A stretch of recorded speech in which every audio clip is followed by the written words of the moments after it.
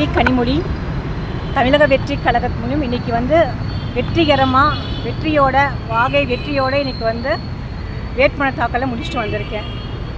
உங்களோட வெற்றி வாய்ப்பு எப்படி இருக்குங்க? வெற்றி வாய்ப்பு வந்து கண்கூட தெரியுது, பிரகாசமாக தெரியுது.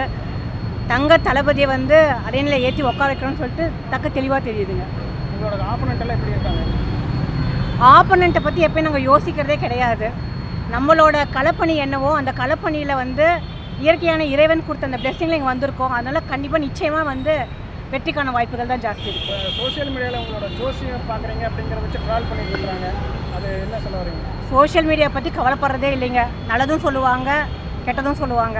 நம்மளோட ஃபோக்கஸ் மட்டும் கரெக்டாக இருந்துச்சு அப்படின்னா, மக்களுக்காக இருந்துச்சுன்னா அதில் பயணம் பண்ணிட்டு இருக்கேன். அதனால் அதை பற்றி நான் பெருசாக கேர் பண்ணிக்கிறது இல்லை. கவுண்டமலை தொகுதியில் குறிப்பிட்டு எந்த பிரச்சனை உங்களுக்கு அதிகமாக இருக்குது, அதை எப்படி என்ன தீர்க்கறதுக்கு என்ன வழி வச்சுருக்கீங்க? கவுண்டம்பாளையம் தொகுதியில் பிரச்சனைகள் நிறையா இருக்குங்க. நம்ம அதில் என்னென்னா மெயினாக வந்து பேசிக் இஷ்யூஸ் இருக்கக்கூடியதை ஃபஸ்ட்டு பார்த்துட்டு அடிப்படை வசதிகள் இல்லாத நிறைய வீடுகள் இருக்கிறது. ஸோ அதெல்லாம் நம்ம வந்து கரெக்ட் பண்ணுறது தான் முதல் விஷயமா வச்சுருக்கோம். விரைவில் நாங்களும் அதுக்காக தான் வெயிட் பண்ணிகிட்ருக்கோம். கண்டிப்பாக வந்து பார்ப்பார்.